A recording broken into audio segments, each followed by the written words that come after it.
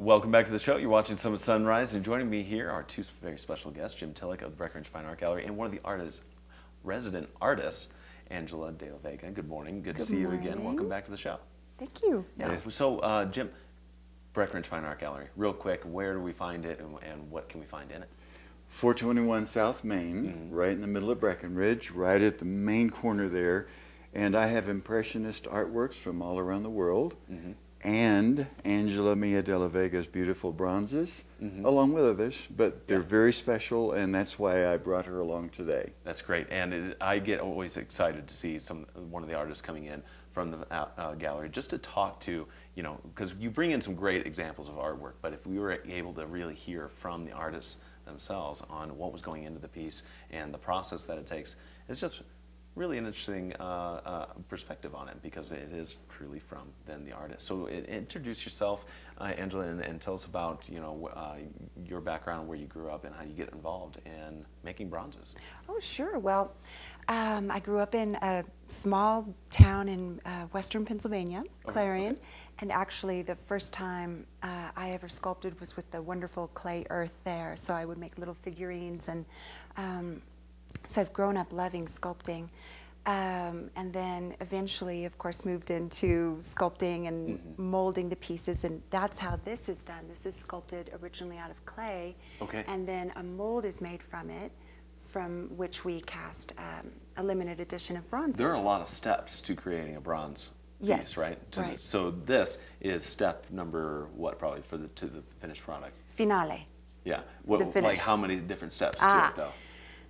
My goodness, you know, I think I heard Paul say it one time. I think there are 29 steps. At least, yeah. Just say about 30 steps to get there. Wow. Because there's so much to do. That's unbelievable. I mean, because, yeah, to me it makes sense. Okay, I made something out of clay, molded it, and then, okay, get the mold, and then cast. To me, it seems like just three core things, but I'm sure there's a lot more to it. There is. We really wish it were just three. Right, because it does take a while, but what's really exciting this weekend at the show is I'll be sculpting from 4 to 8, and so it's really fun, because the visitors that come into the gallery, they get to see that part of the process, and they have wonderful questions. And in fact, last time I was here, some kids took some of the clay and they were sculpting next to me, and so it was really, it's a lot of fun. It is a lot of fun. Now, I've seen a number of your pieces before, and they're not always this size. Some you make in, what's it, like life size or monumental. Yeah, monumental, sure. And you can see some examples coming up on your screen there at home. But most of the time, your subjects really involve children on a lot of your pieces. Tell me why that is. Well, I have 3 children, and they are definitely my inspiration still to this day, but I'm also very close with their friends.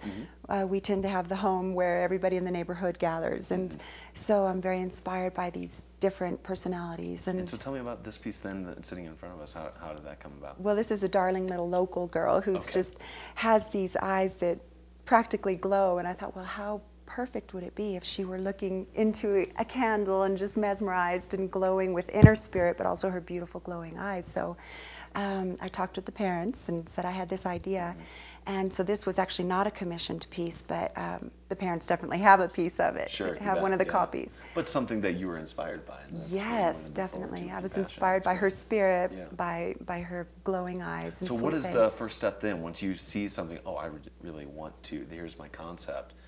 Do you take photos then of the child to go off reference, or do you have them many photos, many photos, and many measurements from because it's a three-dimensional work, right? So many measurements even of just the face. So there's a lot of science involved, though, too. Yes. It sounds like, than just art. I'm glad you said that, because I do workshops and presentations at the local schools, and the teachers really enjoy it when I go in and talk to them about the different, that science is involved in my work and math is involved in my work. And so I explain that if I do a piece like this, which is half life, all measurements are taken and then taken by half.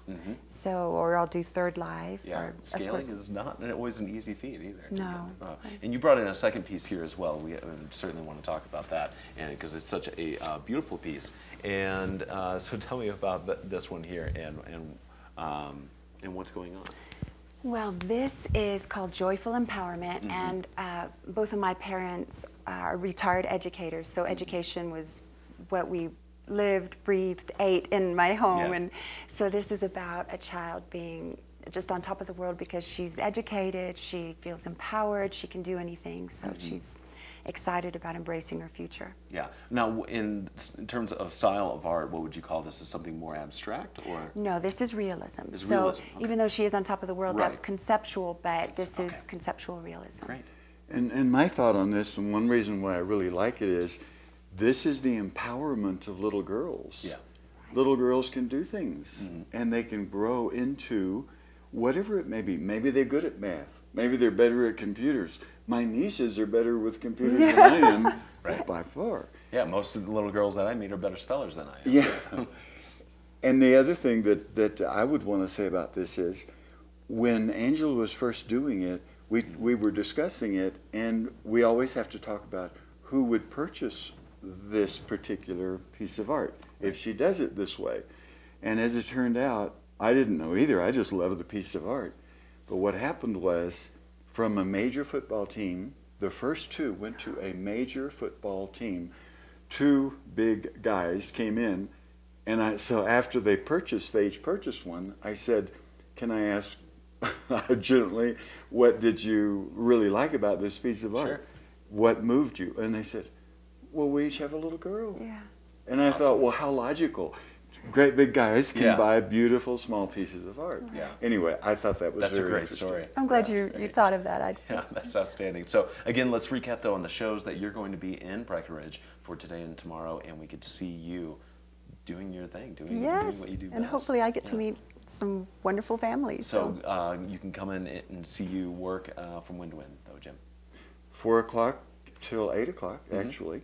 At the gallery. At the gallery, 421 South Main. And again, like Angela said, she pays special attention to the young people and to the kids because this is empowering them.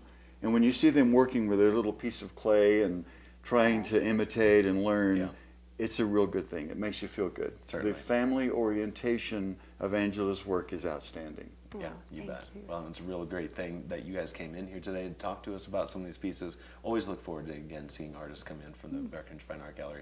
And Angela, thank you for spending time here. And Thank good luck you. this weekend on the show. It Thank should be you. great over there. You should Yeah, come in. I should come in. I know. Yeah, so again, Breckenridge Fine Art Gallery right at the corner of Park and Main, a great spot, centrally located into the town of Breckenridge. And just look for that purple awning, go right on in, and the whole family's welcome, as you mentioned too a couple of times with kids. Right, my son will be there. So Excellent, I great. brought him this time. Fantastic, sounds great. And stay warm out there, guys. Yes, All right, you too. And see you at the gallery. So we are going to keep things moving though with our show. We have another look at your snow and weather. Don't forget, watch and win still to come, giving away $50 to the Main Street Outlet in Breckenridge. And got to check out that show coming up today and tomorrow, 4 to 8 at the Breckenridge Fine Art Gallery. So we'll be right back after this break. Don't go anywhere.